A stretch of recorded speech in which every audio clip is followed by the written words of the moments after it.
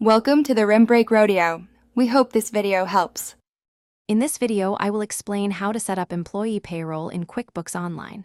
First, navigate to the Payroll tab on your QuickBooks dashboard.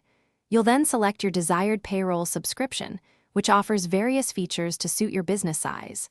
After that, link your business bank account to ensure all payroll transactions are handled smoothly and accurately. This initial setup is crucial for efficient and compliant payroll management. Now, let's add your employees. For each team member, input their full name, address, and contact details.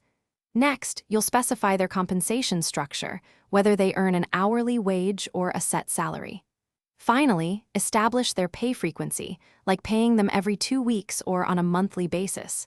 This ensures everyone is paid correctly and on time. Setting up taxes is a critical step.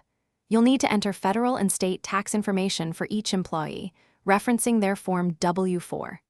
Then, configure any deductions, such as health insurance premiums or retirement contributions.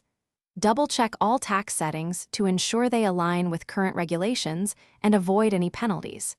Accuracy here is paramount for both your business and your employees.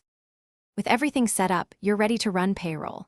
Simply review employee hours, approve payments, and QuickBooks will handle the calculations. Remember to generate and file your required tax forms, such as Form 941, on schedule. This ensures your business remains compliant. Also, for other great deals and to check out the Owala water bottle mentioned, please see the link in the description below. Thanks for watching. Thanks for watching. Consider subscribing if we helped you.